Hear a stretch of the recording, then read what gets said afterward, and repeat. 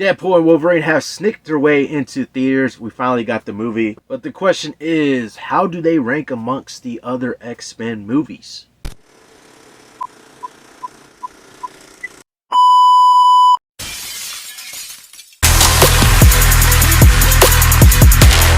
So Deadpool and Wolverine was totally a blast to see in theaters, but the question remains, how do they rank amongst the other X-Men movies? So now with the release of Deadpool and Wolverine, we now have a total of 14 movies in the X-Men franchise. So this is actually how I would rank them. Now this is just my opinion. Of course, you're going to have a different opinion. Let me know down in the comments below, how would you rank all these movies? But without further ado, let's get into this ranking. Coming at the bottom for me is going to be Dark Phoenix. Now I haven't seen this movie since theater, so with the recent rewatch of all the X-Men movies, I was not looking forward to this one. And upon watching it, basically my confirmation was true to where I really did not like this one as much.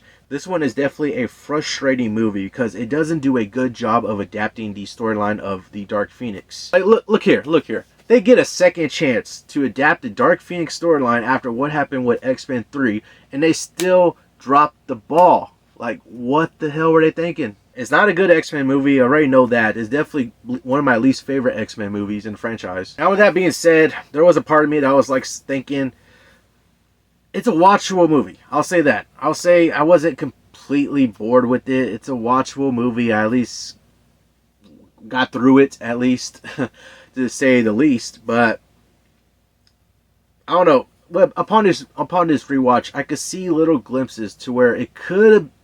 I'm not gonna say it could have been good. I'm gonna say it had potential. It had potential to be on the verge of being good. I'll say that. I'll say that much. There's little glimpses here and there. I will say definitely a highlight of this movie will probably be Michael Fassbender as Magneto. He's always a highlight with these, first class cast movies of the X-Men movies, and it's always fun and it's always, intriguing to see him on screen playing the character of Magneto. I will say though, when it came to some other characters in this movie, James McAvoy as Professor X and Nicholas Hoult as Beast are definitely, I think they have some pretty good solid performances in this movie, where especially when it comes to some of the emotional scenes after Mystique's death, they kind of have some pretty good performances going on. And I guess I'll kind of admit that the train scene that we get towards the end of the movie is not too bad of an action scene. I wouldn't say it's one of the top best or anything like that, but it's kind of a decent action scene. But other than that, I do not see myself really going back to rewatch this movie, at least anytime soon, or like definitely not for a while. So yeah. Next up on the list is going to be X-Men Origins Wolverine. Now look, hear me out. I know this is not a good movie. It's not a very good X-Men movie, and overall it's not a great movie or anything like that. But to me, it's a sort of watchable movie. Like, upon this recent rewatch, and I haven't watched it in many years, but upon this most recent rewatch, I gotta say, I was not bored with it. It was at least a watchable movie. Now, it's not no decent movie or anything like that, but I at least got some entertainment out of it. I got a little entertainment value out of it, where it was kind of bad. It was kind of bad and not good, but that's kind of the entertaining part about it. That is kind of bad, but that it's kind of entertaining to see how bad it is. Definitely has some wonky CGI here and there, and definitely in some spots. We get our Deadpool, or Ryan Reynolds playing the Deadpool in here, to where it's like, oh man. What to say about that version of Deadpool? They completely messed up that version, or they completely messed up Deadpool in this movie. Like, stitching up his mouth, giving him all these powers. Like, what the hell are they thinking? What doing that to this character? I do not know what they were doing with this character. I mean, Hugh Jackman still was kind of great to see in this movie as Wolverine. I mean, of course, pretty much every time he's playing Wolverine, he's still great as the role. I will say Taylor Kitsch as Gambit had some potential. I could see kind of some potential in there. Maybe we could have had a little more time with it. He definitely could have done some tweaks here and there. But I see some potential on how he possibly could have played Gambit pretty well. I mean, like I said, this movie's not great or good by any means, but I could at least watch this movie and get some entertainment value out of it.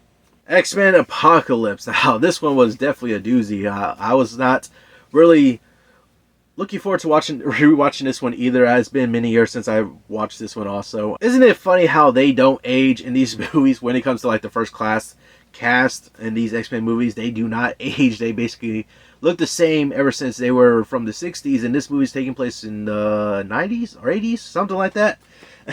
So it's funny how some of these characters are supposed to look at least 20 years older than what they're supposed to look. But like 20 years passed from that First Class movie to now, to that time, and they don't even look like they aged at all. So it's funny to me how they did that in the movie. I mean, I'll go ahead and say it. The only thing I really kind of liked about this movie was Michael Fassbender's portrayal as Magneto. We're able to see a tragic side to his story and the trauma that he's going through. And that's really the only thing I kind of liked about this movie. I mean, this movie it's a watchable movie, but I really do not go back to rewatch this movie at all. Like, I really don't. Apocalypse was supposed to be this grand old villain. We finally get to see Apocalypse, or they're finally doing the Apocalypse storyline, bringing this character to the big screen finally, and they just completely do not do the character well. Like, I mean, you got a great actor. Oscar Isaac is playing Apocalypse, and you just waste it all. Oh my goodness. It's crazy how this movie got, like, how bad it was, what some of the things they were doing. And there's like a whole subplot with Stryker. It's like, did we really need that? It feels like they were just doing that little subplot to either tie up loose end or like just give some of those other characters something to do until they're ready for them in the third act. I don't know. It just felt like that whole Stryker subplot was thrown in and we didn't even need that subplot. Or maybe they just did it so we could get another Wolverine appearance or something. I mean, the Quicksilver scene was cool, but like, they throw that in as a novelty thing. I mean, one thing I did not like, though, is that they gave us a, close to comic book accurate suits that at the end of this movie. And then that's literally the only time we see these suits is at the end of the movie. They don't come back and wear those suits in the next movie at all. And it's like, why not put those suits on them to begin with? Like, they look good, but they didn't want to do that, so I don't know. I don't really see myself going back to this movie anytime soon. X-Men The Last Stand. Man, what to say about this one. Now, I kind of watched this with a little bit of a nostalgia goggles on. It's not a great movie. I even thought that back when I first watched this movie in theaters. I remember thinking to myself when I was younger, this is not a great movie, but we get the X-Men and I can at least watch this movie. It's a watchable movie. The things that I don't like about this movie is that they try to juggle too many storylines. We got the whole Dark Phoenix storyline going on, which it should not be a subplot to a movie. It should have its own time to be fleshed out and have its own movie to be fleshed out.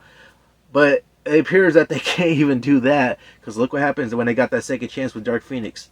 Drop the ball again. But the thing that they were trying to do with this one was like they were trying to juggle different things, different storylines with Dark Phoenix. You got the Cure going on. It's like they try to combine everything into one story, and it just felt like, no, don't do that. You're putting too much in here, or you're trying to juggle too many things. I did like the inclusion of Kelsey Grammer as Beast in this movie, and finally being able to see Angel in here also. But yeah, when it comes to this movie, like I said, I remember being younger and watching this movie in theaters and still thinking that, okay, yeah, they're kind of going down with these movies. After the first two movies, and watching this one next in theater, I was like, they're kind of going down. This one was not as good as the other ones. But it's at least a somewhat watchable movie. New Mutants. Now, I gotta say, with this most recent rewatch, this is probably my second time watching this, because I remember I watched it whenever it came out. I didn't go to theaters, but whenever it hit streaming, I did check it out. And I remember when the first time I watched it, not hating the movie. So when I watched it the second time, I still feel the same way that I felt the first time watching it. I don't really hate my time with this movie. I could be able to watch this movie and get some entertainment out of it. I could really appreciate the fact that they were trying to do a new genre with this movie, to where they were leaning definitely more towards the horror aspect of things and being able to try to give us a horror movie within the X-Men universe. And with these characters, you are, seeing these characters on screen, you're living through their trauma of being in this asylum, and you're able to get those horror elements thrown in there too. So I can appreciate that they're trying to do a different genre in movies. When it comes to this movie, this movie is fine. It's a solid enough movie. I wouldn't say it's like great or anything like that, but I wouldn't say it's bad either. It's kind of a middle of the road type of movie for me, to where I could at least watch it and get some entertainment out of it.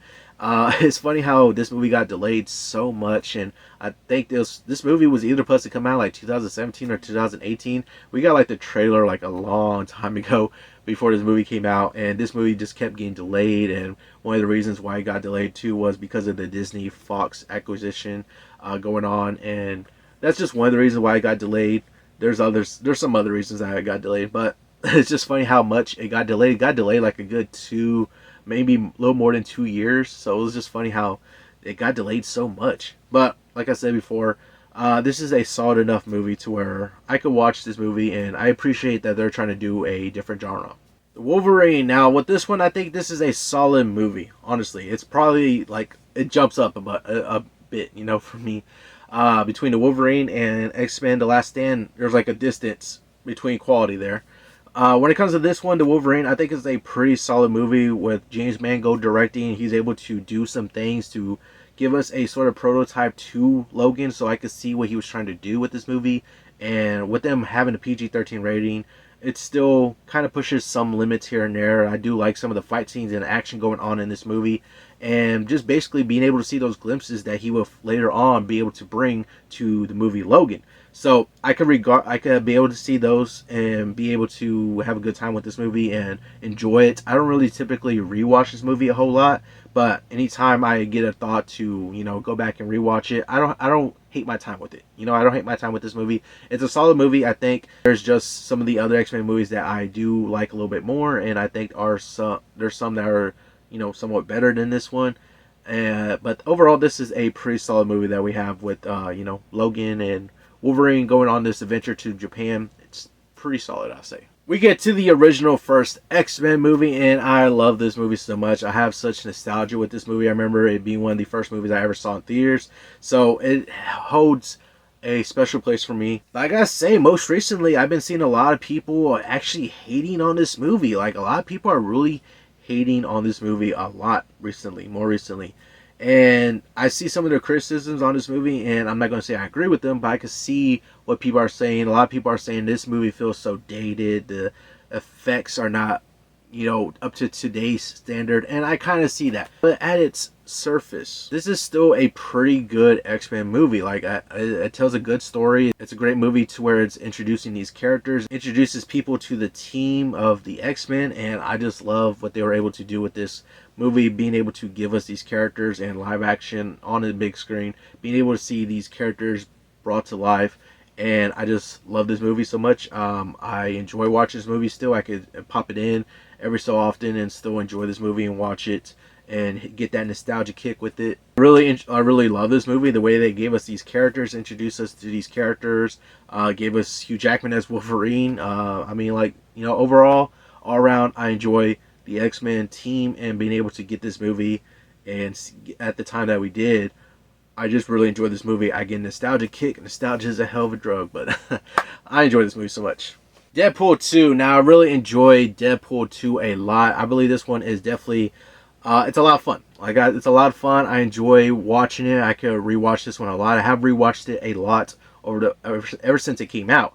And I just enjoy this movie so much. The way we're able to get this sequel to the first movie and just bring us Deadpool, the character, along with some of the other characters in this movie, and just have a lot of fun with this movie. I think it's a little funnier than the first movie, but I will say that the story is kind of a step down from the first movie. I will say that the story for the first movie is a little stronger than this one, but nonetheless, besides that, I still feel like this movie is such a great, awesome movie that I always have fun time watching, and I just pop it in because I just like it. It has great rewatchability. I can just rewatch it ever so often. Like, I literally rewatched it already twice this year. I remember watching it at the beginning of the year and then rewatching it more recently, and I just honestly don't really get tired of rewatching it because it's just a fun time. We get this character of Deadpool played by Ryan Reynolds, and still is a great movie. Still along the lines of great movie as like the first one. So I highly enjoyed this movie so much, and honestly, it's just great overall. Speaking of which, we get the first Deadpool movie, and like I said, this is probably the movie over the second movie that has, the story is a little better in this one. it still is funny, and this one just has a higher rewatchability factor for me.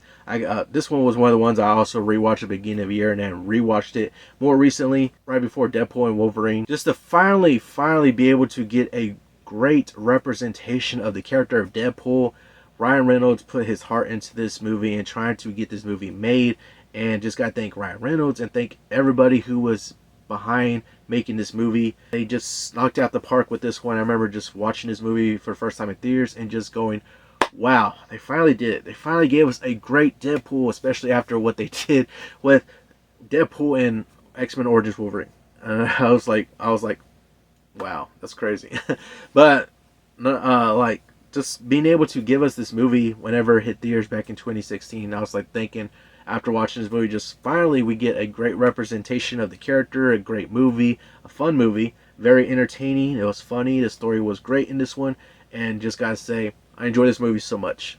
And we get to X-Men First Class. Now, I really do like this movie. I think it's a really great X-Men movie. I like a lot of things they're able to do. Be able to give us this time period piece of back in the 60s and be able to see basically the introduction to the X-Men and how they bring the team together for the first time. I really like that whole aspect of, Charles Xavier and Magneto, where they're younger and you see the start of their friendship and them bringing the X-Men team together for the very first time. It's a lot. I love this movie. Like, I really do. And I like all those aspect things that they do with this movie of bringing the team together for the first time. Kevin Bacon is a pretty great villain in this movie. Michael Fassbender is a phenomenal Magneto in this movie, to where we're able to just see how complicated he is with tragedy and trauma that he's going through. I will say though, the Beast design is a little rough in this movie. Thankfully they improved it upon the other movies. But like I said, I like this movie. I really do like this movie. Just seeing them form the X-Men, going around recruiting, the start of the friendship of Professor X and Magneto. A lot of things I liked about this movie. X2. I remember watching that first original X-Men movie, and when I had my young brain back then, I remember thinking after watching that movie, wow, this was such a great, amazing movie. I don't know how they could top this. But we get 3 years later, going into theaters, watching this movie, X2, I come out after watching it thinking, wow, I was blown away. My young mind was blown away by this movie and thinking, wow, they actually did something actually better than the first original X-Men movie. Now, going back to rewatch this movie, and this is a movie that this is definitely one of my favorite X-Men movies. I would say this is definitely one of my favorites in the X-Men franchise. I do go back to this ever so often and rewatch it. And still to this day, even upon recent rewatch, I could still enjoy this movie so much.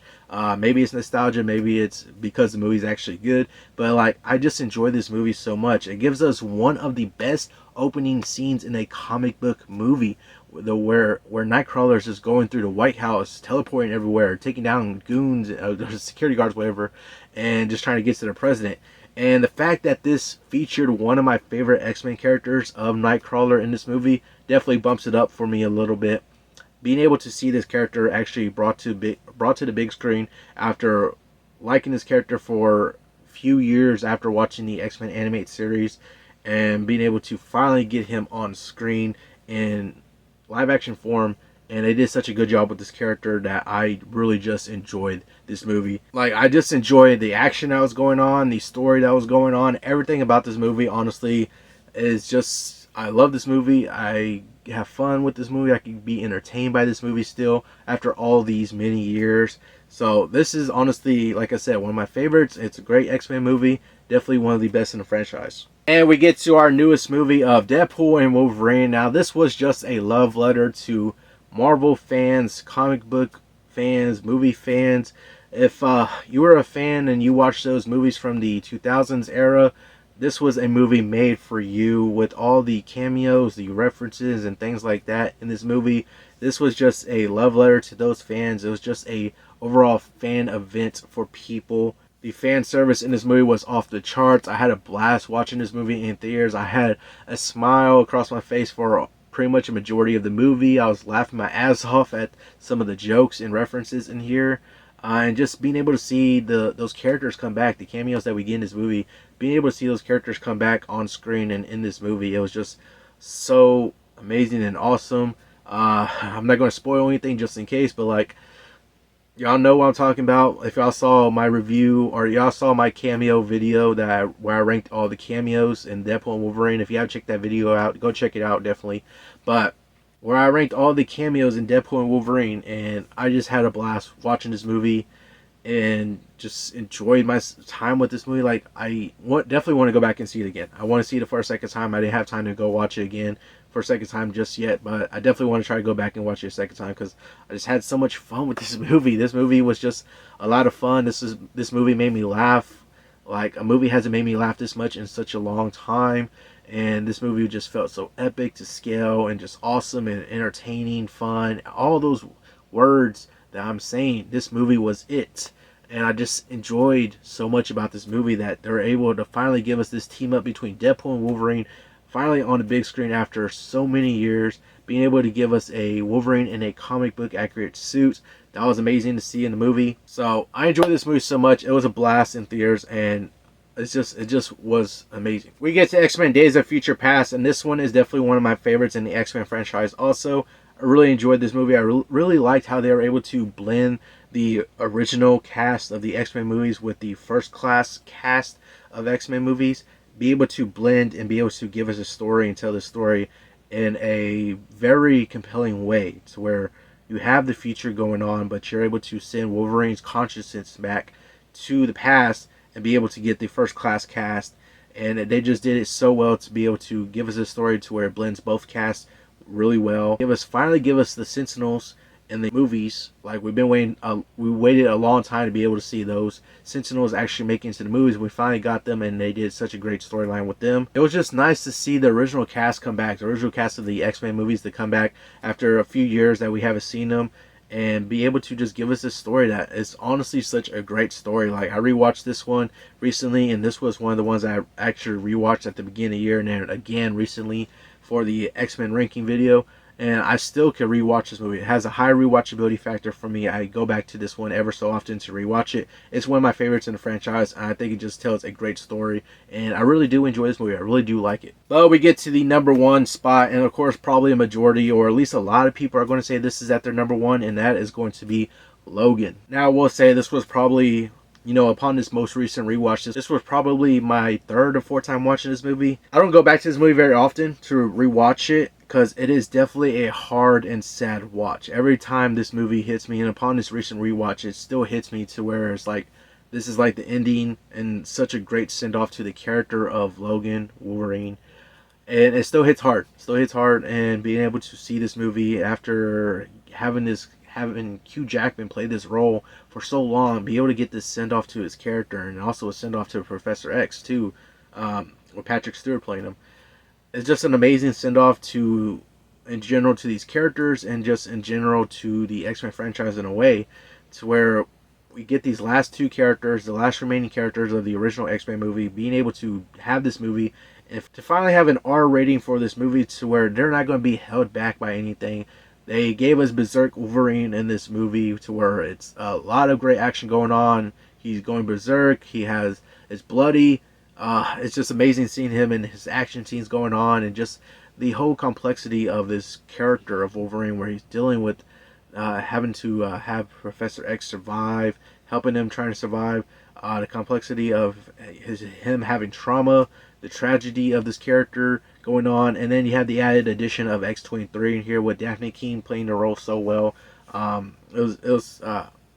liked how they were able to finally bring the character of X-23 onto the big screen, and Daphne Keane just plays her so well, to where she's a highlight of the movie, and to where finally after a few years we're able to see her again in Deadpool and Wolverine, and it's just a highlight for that movie. So overall this movie is just amazing. I would consider it definitely a masterpiece, definitely one of the best comic book movies out there. Just to be able to have this ending, since we spent so much time with these characters, to be able to have just a satisfying ending. This movie is amazing. It's amazing. And over this recent rewatch, like I said, it still hits hard. But I just love this movie overall. Definitely one of the best comic book movies out there. That's going to do it for this ranking video. I definitely want to hear your thoughts down in the comments below. Let me know what y'all X-Men franchise ranking will be like. What would your list look like? Definitely let me know down in the comments below. But that's going to do it all for this video. Hopefully y'all enjoyed it. Remember to subscribe and turn notifications on so you know I post another video. Hope you have an awesome day, and I'll see you on the next one.